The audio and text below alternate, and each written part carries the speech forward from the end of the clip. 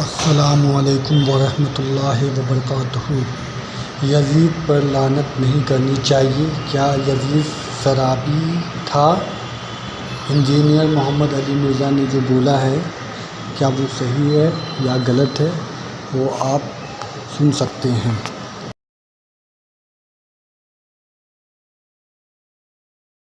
کیا آج کے دور میں، آج کی ڈیٹ میں ہم یزید ابن معاویہ پر لعنت کر سکتے ہیں؟ اور اس کے ساتھ ایک اور چیز، کیا لعنت اور بد دعا کرنے میں کیا فرق ہے؟ کیا اس پہ بد دعا بھی کر سکتے ہیں اس کے لیے اس وقت آج کی ڈیٹ میں؟ بد دعا کیا کرنی ہے آپ نے؟ صحیح بخاری میں حدیث ہے، مردے جو مر چکے ہیں اپنے انجام کو پہنچ چکے ہیں ان کو گالی مت دو۔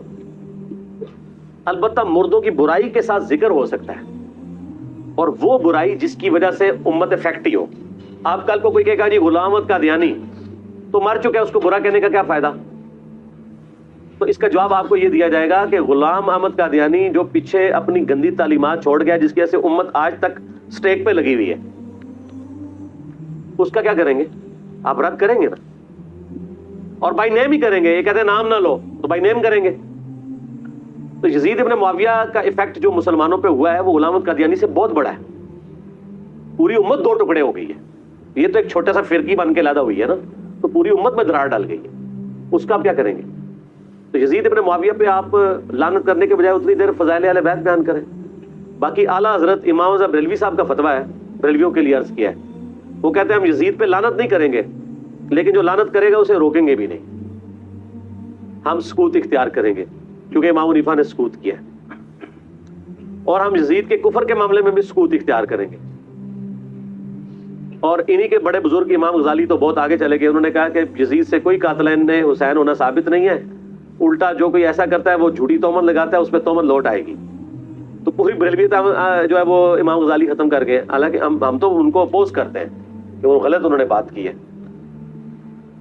لیکن ظاہر ہے کہ وہ چونکہ شیعہ کے خلاف کھڑے ہوئے تھے امام غزالی، تو اس کا ٹسل کا الٹیمیٹ یہ نتیجہ نکلتا ہے کہ آپ پھر معاملات میں غلوب کرنا شروع کر دیں۔ نبی علیہ السلام نے لعنت کرنے سے، یعنی بخاری مسلم میں درجنوں احادیث اس پر گواہ ہے کہ آپ نے کسی بھی کلمہ گو پہ لعنت کرنے سے بائی نیم مینشن کیا ہے، منع کیا ہے مینشن کر کے۔ آپ جنرل کہہ سکتے ہیں کہ قاتلین حسین پہ اللہ کی لعنت، یہ کریں۔ ڈاکٹر ذاکر نائک نے خود کہا، میں آج کی ڈیٹ میں جس نے رضی اللہ عنہ بھی کہہ دیا تھا، پھر بھی اس نے کہا کہ میں قاتلین حسین پہ لعنت کرتا ہوں، تو رضی اللہ عنہ تو خود ہی اس نے ختم کر دیا نا اپنا، یزید کے لیے جو کہا تھا۔ جنرلائز آپ کر سکتے ہیں، وہ تو قرآن میں بھی آیا ہے، جو حق چھپاتے ہیں ان پہ اللہ کی لعنت، اور تمام لعنت کرنے والوں کی لعنت۔ سورۃ البقرہ آیت نمبر 159-160، لعنت اللہ علی الکاذبین، جھوٹوں پہ اللہ کی لعنت، ظالموں پہ اللہ کی لعنت۔ صحیح مسلم میں حدیث ہے، جو اہل مدینہ کو ڈرائے دھمکائے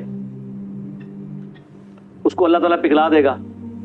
موجم الکبیر طبرانی میں اس کو سپورٹنگ حدیثیں ہیں کہ اس پہ اللہ کی لعنت، تمام فرشتوں کی لعنت، تمام لعنت کرنے والوں کی لعنت۔ صحیح مسلم میں حدیث ہے، جو مدینے میں بدعت کو داخل کرے اس پہ اللہ کی لعنت، اللہ کے فرشتوں کی لعنت، اور تمام لعنت کرنے والوں کی لعنت۔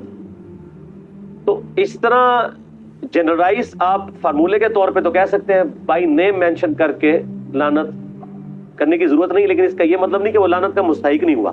آپ جھوٹ بولیں گے تو میں آپ کو لعنتی نہیں کہوں گا، میں یہ ضرور کہوں گا کہ آپ نے جھوٹ بولا ہے اور قرآن میں جھوٹے پہ لعنت آئی ہے۔ تو یزید نے ظلم کیا ہے، قرآن میں ظالم کے اوپر لعنت آئی ہے۔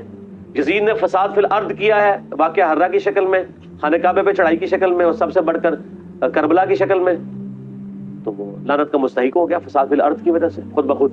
لیکن آپ خود مینشن کر کے نہ کہیں، آپ جنرل یہ بات کریں۔ اور میں تو کہتا ہوں جتنا ٹائم ان لوگوں پہ ضائع کرنا ہے، آپ غلطی ہائی لائٹ کر کے سائڈ پہ ہو جائیں، فضائل اہل بیت بیان کریں، جس طرح ہم برادران یوسف کی غلطی ہائی لائٹ کرتے ہیں قرآن کی روشنی میں، اور آج تک مثالیں دی جاتی ہیں، لیکن آپ برادران یوسف پہ لعنت تو نہیں کر رہے ہوتے ہیں، تو یہ کام نہ کریں۔ اچھا، یزید کے ساتھ بہت سے لوگ نا لفظ استعمال کرتے ہیں پلید کا، یزید پلید، فاسق، فاجر، زانی، اس طریقے کو کہنا کیا مناسب رہے گا؟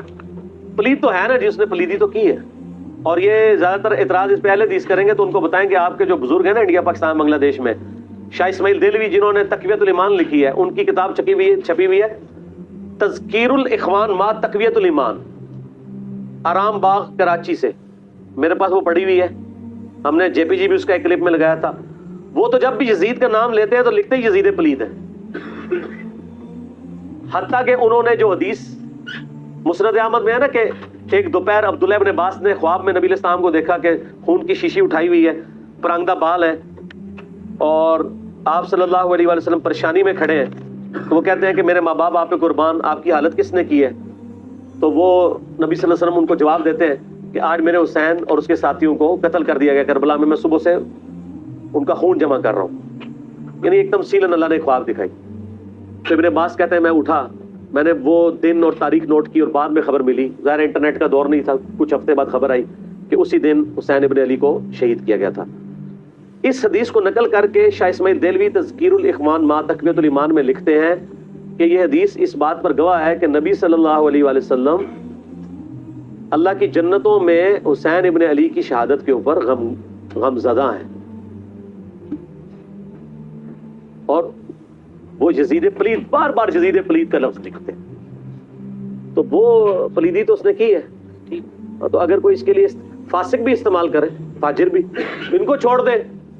سنن کبریٰ البیہقی میں عمار ابن یاسر کہتے ہیں اہل شام کو کافر نہ کہو بلکہ کہو یہ فاسق اور ظالم ہے. اگر صفین لڑنے والے جن میں اصحاب بھی شامل ہیں، عمار ابن یاسر، سلف کا فہم، اس سلف کا فہم کہ جس کے بارے میں بخاری میں حدیث ہے عمار کی زبان کو اللہ نے شیطان سے محفوظ کر دیا، صحیح بخاری میں. اس سلف کا فہم جس کے بارے میں حاکم میں مسند احمد میں حدیث ہے کہ عمار سر کے بالوں سے لے کے پاؤں کے ناخنوں تک ایمان سے پر ہے، وہ کہہ رہا ہے کہ اہل صفین کو کہو فاسق اور ظالم، کافر نہ کہو. اہل صفین اگر فاسق اور ظالم ہے، ان کا بچہ بچوڑا یزید تو کسی کھاتا ہی میں نہیں آتا. ٹھیک ہو گیا.